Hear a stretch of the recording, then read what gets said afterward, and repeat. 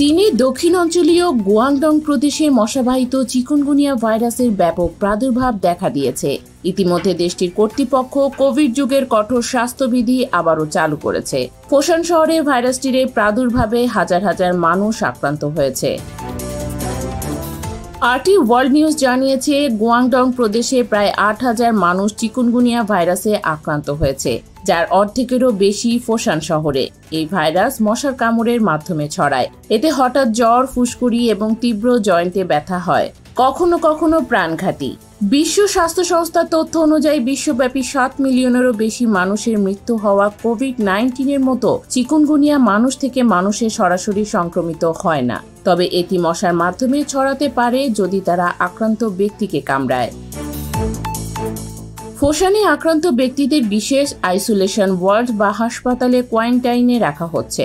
স্থানীয় কর্তৃপক্ষ মশার নির্মূল অভিযান শুরু করেছে। কমিউনিটি কর্মীরা ঘরে ঘরে পরিদর্শন করছেন এবং যারা নির্দেশনা মানছেন না তাদের প্রায় $১৫০০ পর্যন্ত জরিমানা করছে। পাশাপাশি মুখোমুখি হতে হচ্ছে ফৌজদারি অভিযোগেরও। সোশ্যালে দেখা গেছে, কীটনাশক স্প্রে করার কারণে ফোশানের রাস্তাগুলো কুয়াশায় ঢাকা। মশার প্রজনন স্থান শনাক্ত করতে মোতায়েন করা হয়েছে ড্রোন। এছাড়াও কর্তৃপক্ষ এলিফ্যান্ট মশা নামে একটি ক্ষতিকর নয় এমন প্রজাতি প্রবর্তন করেছে, যাদের লার্ভা ভাইরাস বহনকারী মশাদের শিকার করে। শহরের পুকুর এবং স্থির জলাশয়ে হাজার হাজার মশা খেকো মাছ ছেড়ে দেওয়া হয়েছে।